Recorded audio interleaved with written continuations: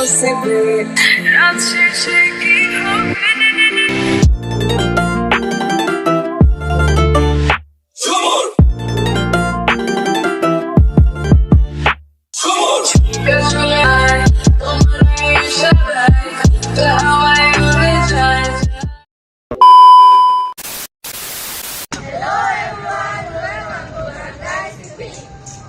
Hello everyone! Ngayon matutuklasan natin ang benefit project ng community action ng Kabarangay City.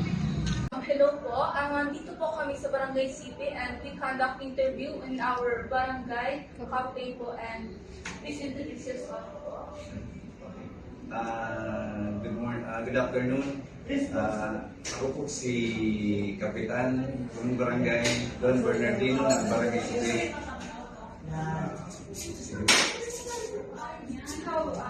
Question po. Ang una po is, ano po ang pangalan o tawag sa project o aktibidad na ginagawa ninyo? Ano po ang layunin? Sa ngayon po, ang pinakauna pong project namin sa Barangay City is yung water system. Ang layunin po nito is ma-supplyan yung mga residente namin ng bastanteng tubig para sa mga constituent. So, sino po ang nagkinabang sa mga project or aktibidad? Yung yung mga tao sa barangay.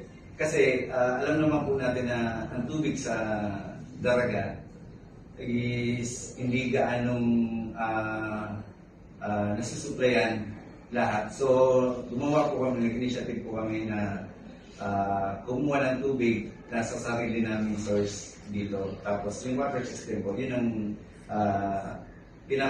inukonsumo ng mga tao dito sa city. Water system. Like parang ano po siya? Like meron kasi kami ditong ilog, tapos yung ilog namin is may parang bukal. Doon po kami kumukuha ng tubig, naglalagay kami doon ng water pump, tapos yung water pump na naman maglalagay ng booster, tapos yung mahabang tubo, malalaking tubo, papunta na po yun sa malaking tangke. Doon sa tangke po, doon na kukuha ng mga tubig, yung mga kada household po. So may mga tubo na rin silang ilalagay doon, papunta na sa mga tahanan. So, ano po yun? Libre po? Libre po yun, kasi natural resources po yun. So binibigay natin, isa po yan sa programa natin na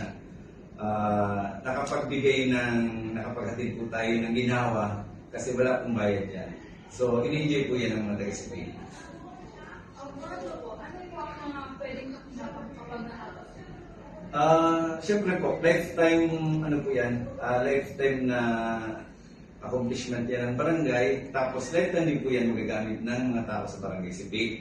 Na sabi ko nga po, may enjoy nila yan hanggang dumating pa mga ilang generation, kasi tuloy-tuloy po yan.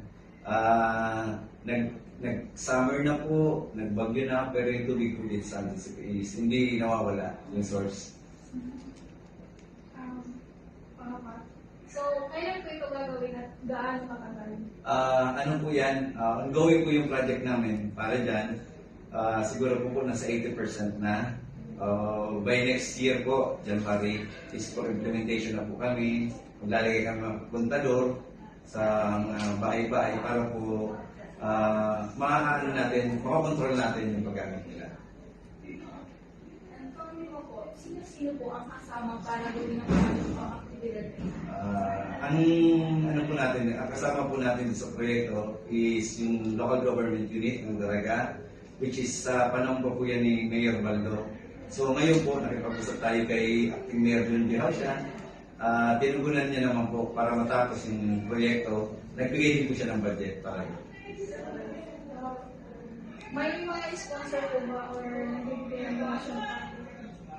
Siguro po, yung mga medyo nakakaangat din natin na residente dito is nagbibigay din po para sa sinasabi natin maintenance, paglilinis ng yung tao namin na nagtitingin para malinis yung tubig. Yun po. Bakit po? Sa tingin mo po, magiging matagumpay ba ang project o aktibidad po at bakit? Yes po. Hindi lang po sa tingin ko sigurado pong matagumpay kasi isa po yan sa naging pangarap din natin na ngayon po, unti-unti na po natutupad. Sabi ko nga po next year is for implementation na kami. So, yan po is matagal po kung magiging magagawa natin sa barangay. So, sa panghuli po, sa scale ng 1 hanggang 10, gano'n po ba katiyak na maayos po magagawa? 10 po. 10. 1 to 10. 10 po. Kasi sure na sure.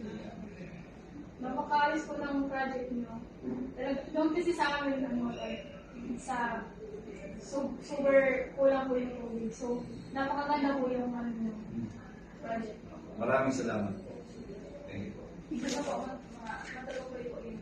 Maraming salamat po sa inyo. I think that's all po. And thank you po for Maraming salamat din po at isa sa napili niyo yun yung barangay ko para magpaganda kayo ng ganitong interview. Thank you very much. At dito nagtatapos